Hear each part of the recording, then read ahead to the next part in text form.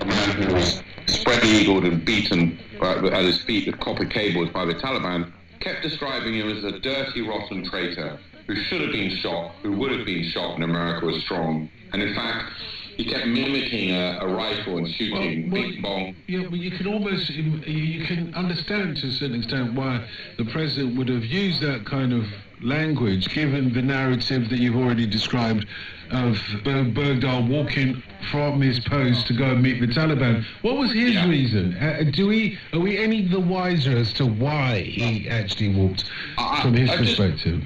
There's various defences. Now, in fact, he did plead guilty to desertion, but his defence and his reason for going off base, which the military investigators actually believed, and then said they totally believed his account, but also said he was delusional. He said he walked off his base to go to another base 17 miles away to make a complaint about what he perceived to be leadership problems in his unit.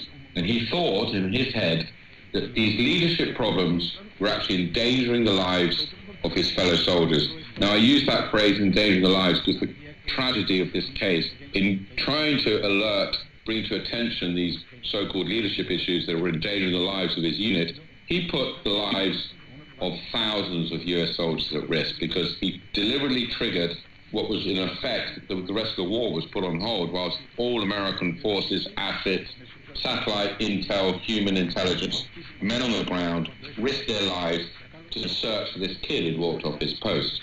But that was his reason for going off post. The Major General in charge of the investigation said whilst he believed him, and he was probably honourable in his motivation, he was completely delusional.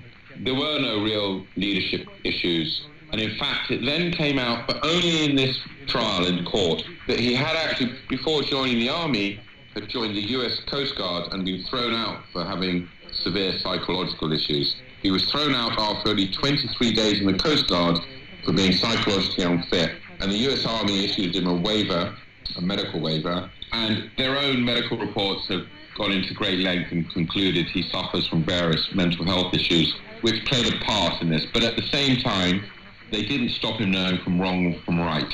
Sorry to do this. I've been talking to British radio, but I'm in North Carolina at the moment, watching TV, and in fact, President Trump has just called this the sentence. He's getting no jail time. He's called it a disgrace. So just on the facts of the case, it's been concluded he never went off to meet the enemy, which was something we've heard in the US media for 3 years as though it is a fact. That turned out to be false. He was never charged with treason or collaboration. A US expert told me, if you keep hearing the word traitor, you come to believe it. I mean, the President of the United States is calling a soldier a traitor. People believe that, so... What about what he said to you, though? What did he say to you, Sean, about particularly the 5 years of his captivity? How did he deal with that? What did he go through? He said to the military investigators, every second in captivity feels like an eternity. And that was duly noted, but I wasn't sure how well understood that could ever be by anyone who hasn't actually been in that position themselves. And so that's what drew me to it. And because I remember the reason why I was drawn to that quote was because I remember very clearly thinking every day felt like a lifetime in purgatory for me. And when I finally met Bowe Bergdahl, we did the interview just near his base in Fort Sam Houston in Texas.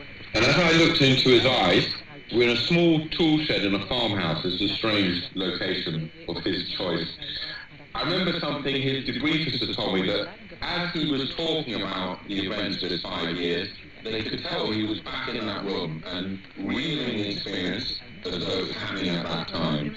So when we met, I asked him what it was like to be beaten, did he get used to it?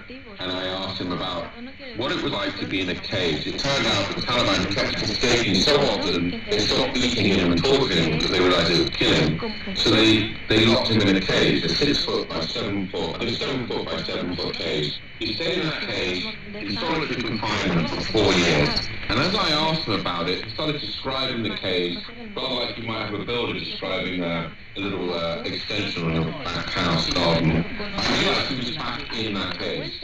And he was suddenly talking about the darkness, the days, the weeks in darkness, and then talking about in fact how the light coming on around it, etc. was worse. And it was a very difficult interview to do because I was, in a way, I don't know about forcing, but I was encouraging him to relive a trauma. And there was probably the most intense part, and I'm only talking about this not to say he's not guilty of anything, but just talk about the pure hostage experience. I wonder, after all he's been through, and this dishonourable discharge and the fine and so on, although he escaped jail time and some points out, I wonder what the future holds now for Bowe Bergdahl. Do you have any idea? The reason I think they gave him no jail time is because it was acknowledged in court that he did walk off his post, but he was punished enough, and in fact in captivity, this is a strange tale about this guy. He suddenly became an exemplary soldier who was resisting and fighting the enemy. To answer your question though, I interviewed the specialist who debriefed him, and whilst he was described as perhaps having some mental health issues, which, shorthand euphemism for maybe being fragile, but in captivity, the debriefers told me the endurance he showed was absolutely incredible. And hostages, as I experienced myself, develop a really good ability to lock down emotions. For me, my driving force was to not be killed so I could get home to see my children. Bowe had his own motivations, and he kept going. I saw him in court today, and finally with the last yard, and it's always the last yard I think is the hardest, he stumbled, and he literally was shaking in court. The defense team were holding him up with the doctor standing behind him just before the sentence, and he was on the verge of a breakdown. I remembered myself, that reminded me when I was released from captivity, I collapsed. Because you've been holding on for so long. And it's not relief or joy, you physically are at your end. So I saw that today. It looked like to me, everyone else was ecstatic. The defense team was ecstatic. He collapsed. He just crossed the finishing line. And it felt very much to me like this was his release finally from captivity. So I think now he's going to have to pay a heavy price. He told me coming home and what he's endured with the president calling him a traitor and saying he should be shot has actually been hardest to deal with and cope with in his captivity. It's one thing to be tortured by the enemy, but to come home and have your own country call you a traitor is like a cruel, unusual form of punishment combined. So he does have the strength, according to the debriefers, to keep going, but it takes its toll. I spent 4 months in captivity, and the PTSD, there were points where it's very difficult to keep going when you come out. Because when you're inside, in a dark cell, going through mock executions, watching beheading videos, I was full of love for my family and so connected to my loved ones back home. But when I got back to London, I was just every night dreaming of these execution videos, and it becomes intolerable. And the darkness you kept out of your mind when you're in captivity comes back, you process it.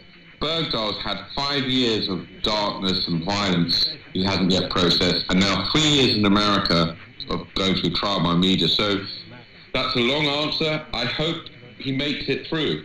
I did recently meet him, and we walked on a beach, and he walked to the water's edge, and I could see for him that was a triumph that he somehow made it to see the ocean. So it's going to be a long and tough journey. Sure. Well, Sean Langer, there's himself a filmmaker, and was also captured by the same group that captured Bowe Bergdahl in Afghanistan. Anyway, let's get this morning's news on the back pages of the Daily Express now with this night editor, sports night editor, Richard Lewis. It's I almost lost my leg, and a picture of the Arsenal star Santi Cazorla.